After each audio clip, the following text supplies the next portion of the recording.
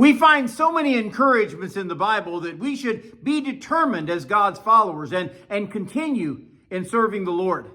Good morning. This is Pastor Ernie Lewis of the Blue Point Church in Sisney, Illinois, with your thoughts for Tuesday. There are great examples of dedicated disciples of Jesus in the Word, those who continued to serve Him despite the hardships that their Christian beliefs caused them. The Apostle Paul could enumerate those times he was persecuted for his faith. In 2 Corinthians chapter 11, he gives a whole list where he speaks about being beaten with rods or stoned and left for dead because he was preaching Jesus. Or he survived a shipwreck 3 different times, suffering weariness, toil, perils from the deep, and even perils from his own countrymen. Yet none of these things could keep him from preaching the gospel to a lost and weary world. So even after witnessing all the problems in the church at Corinth, he encouraged these believers with these words in 1 Corinthians chapter 15 and verse 58.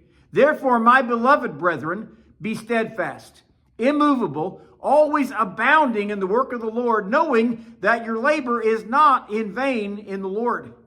This word therefore is mentioned because he has just given them a whole dissertation on the cross of Christ and his sufferings that give us the victory over sin and death. Notice here also he refers to these believers as my beloved brethren. You know, this is supposed to tie them into the family of God where we should all receive encouragement in order to go on. His calling is for them to be steadfast.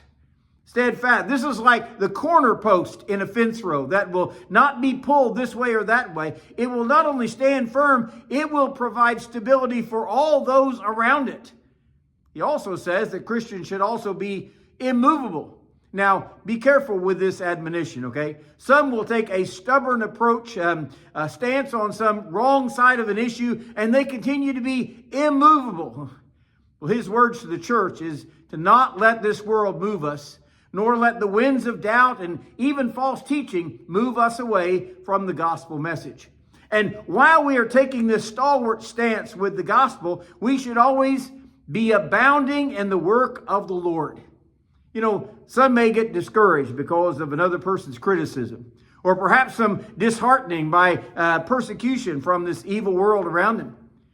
Paul's attitude was that his past actions tell us that we should always be abounding in the work of the Lord. You know, when Paul was run out of one city by his enemies, he picked up preaching in the next city. When Paul was arrested and threatened by authorities, he took his occasion to seek his witness to Caesar himself. He said, go ahead and threaten to send me to Rome. They need the gospel too. He gives the reason for being steadfast, immovable, and always abounding in God's work because you know that your labor is not in vain in the Lord. That is a wonderful promise there. You know, some may feel like they're serving in obscurity. You know, no one really appreciates all that they do for the Lord. First of all, we need to be reminded that what we are doing is actually for the Lord. It's not for recognition. It's not for the praise of others around us. And finally, we realize that God will one day reward those who have been faithful in His service. You see, your faithfulness, your steadfastness, your labor will one day be recognized with those wonderful words, well done, thou good and faithful servant. Enter into the joys of your Lord.